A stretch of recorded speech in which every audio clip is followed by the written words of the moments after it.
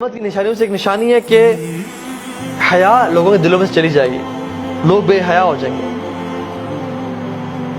ایک صحابی تھے جو گزر تھے مدینہ میں، اور ان کی نظر ایک عورت نے پڑی کہ وہ اپنے خیمے کے اندر غسل کری تھی، اور ہوا چلی تو اس کو خیمے کا پردہ اٹھ گیا اور نے اس کو دیکھ لیا، اور وہ صحابی اتنا روئے کہ اب اللہ کے نبی کے اوپر آیات نازل ہوگی کہ میں منافق ہوں، اور وہ چلے گئے مدینہ چھوڑ کے۔ اللہ کے نبی نے عمر رضی اللہ عنہ کو اور علی بن ابی طالب کو بھیجا کہ جاؤ ڈھونڈ کے اس میرے صحابی کو، کافی عرصے سے نظر نہیں آ رہا۔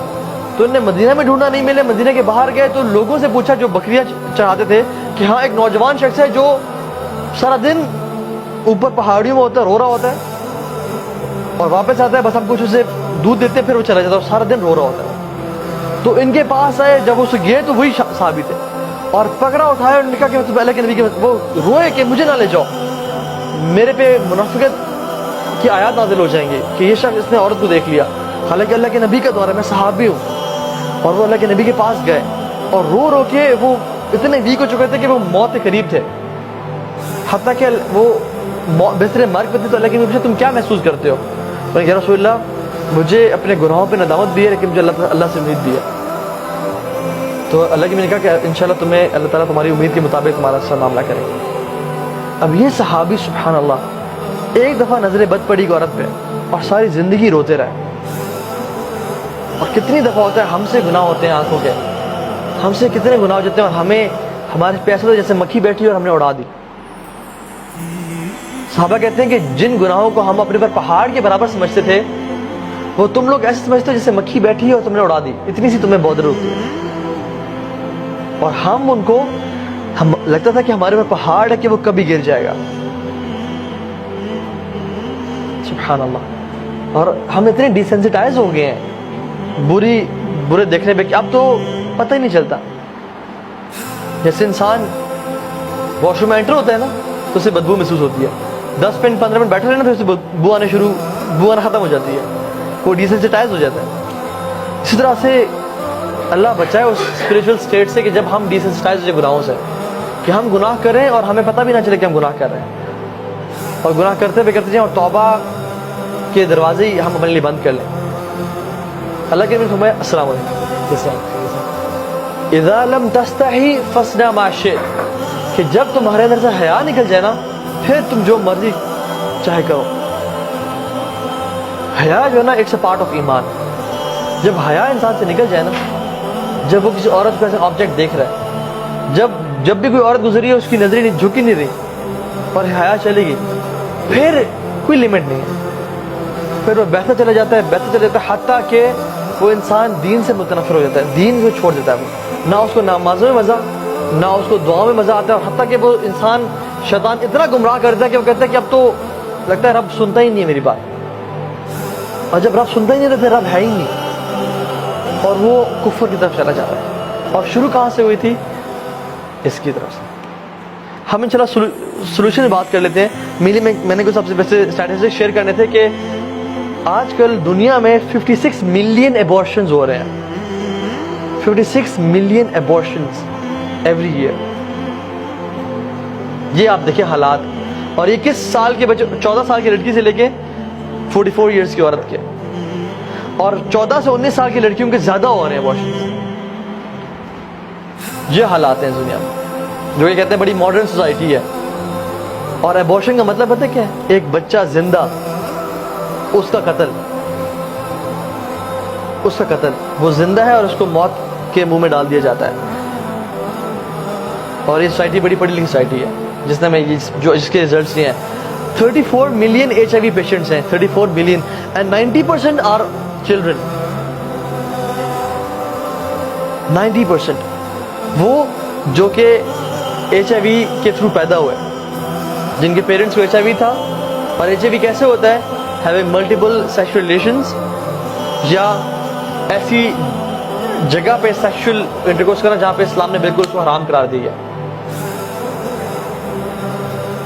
تو یہ چیز ہے، 90% بچے سفر کریں HIV سے، کیونکہ جہاں وہ پیدا ہوئے، جن کے تھرو وہ پیدا ہوئے، وہ حرام ریلیشنز پہ تھے، اور وہ سفر کریں اور ان کی موت آ رہی ہے۔ 34 मिलियन HIV पेशेंट्स। खैर से बहुत सारे हैं, हमारे पास टाइम कम है। नाउ हम जल्दी से बात करते हैं इसके सोल्यूशन पे। सबसे पहला सोल्यूशन वो ये है कि अपनी नजरें नीचे कर लें। हदीस बात है, जो नजरें हैं ना, बुरी नजर, ये शैतान के तीर हैं और शैतान का सबसे पहला हमला है। इसके थ्रू सारी चीजें अंदर दिल में जाती हैं। अगर ये आंखें झुकी रहीं तो दिल के हालात ठीक रहेंगे, और अगर आंखें उठी रहीं और ये नीचे ना हुई तो दिल तबाह बर्बाद हो जाएगा, हत्ता कि इंसान कहाँ तक पहुंच जाएगा। और बात सारी शुरू होती है थॉट्स के साथ। इंसान को थॉट्स आती हैं, थॉट्स पे जब वो परसिस्ट करता है, उनको खत्म नहीं करता, आउज़ु बिल्लाहि मिनश शैतानिर रजीम पढ़ के नहीं छोड़ता, तो क्या होता है, फीलिंग्स डेवलप होनी शुरू होती है।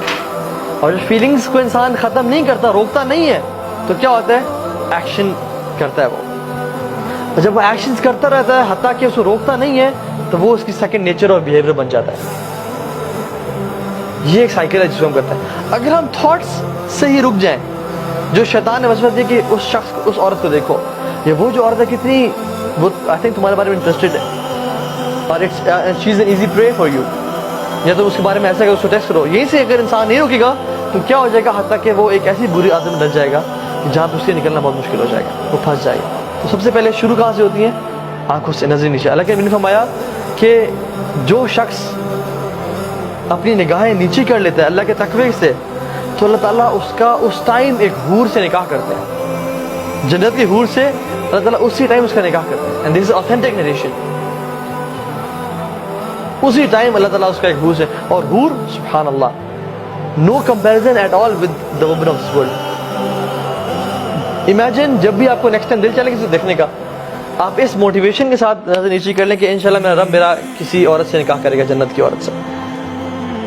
और वो निकाह थोड़े दिन करेगा जिसमें वो आप पे हुक्म चला रही है कि खाना लाओ, बर्तन धो, खाना खुद गर्म करो, नहीं, बल्कि वो तो ताबेदार और दाद करने वाली होगी। ठीक है, तो सबसे पहले नजर नीचे। दूसरी चीज, अगर इंसान को शहवात, डिजायर्स तंग करिए तो वो रोजे रखें, क्योंकि रोजा बहुत बड़ी चीज है जो कि इंसान की शहवत को रोकता है। ठीक है। तीसरी चीज, शादी, इसका एक बहुत बड़ा इलाज है।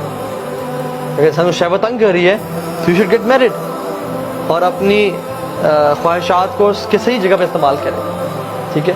चौथी चीज, अच्छी कंपनी होना और बुरी कंपनी से बचना, क्योंकि बुरी कंपनी जो है ना, अगर एक बुरी कंपनी में इंसान है और वो औरतों के बारे में बात कर रहे हैं, या इसके बारे में बात कर रहे हैं, या पोर्नोग्राफिक मटेरियल के बारे में बात कर रहे हैं, या किसी मूवी के बारे में बात कर रहे हैं जिसमें लस्टफुल और वो है, तो आप एग्जैक्टली उनके पीछे चलने शुरू हो जाए और आप उस चीज़ में पड़ जाएंगे जहाँ पे आपकी बुरी कंपनी जा रही है। तो इस चीज़ से, बुरी कंपनी से बचें। चाहे आप जितने भी नेक हैं, कुरान के हाफिज हैं, मुत्तकी हैं, दाढ़ी रखी हुई, सब कुछ है, बुरी कंपनी में रहेंगे तो अल्टीमेटली, अरबी का मक़ूल है अस्साहिबु साहिब, जो आपका साहिब है ना, जो कंपेनियन है, वो साहिब है, ही इज ए पुलर, जो आपको खींचता है, हत्ता कि आपको वहीं पे ले आता है जहाँ पे वो खड़ा हुआ है, और उसका बहुत इन्फ्लुएंस होता है।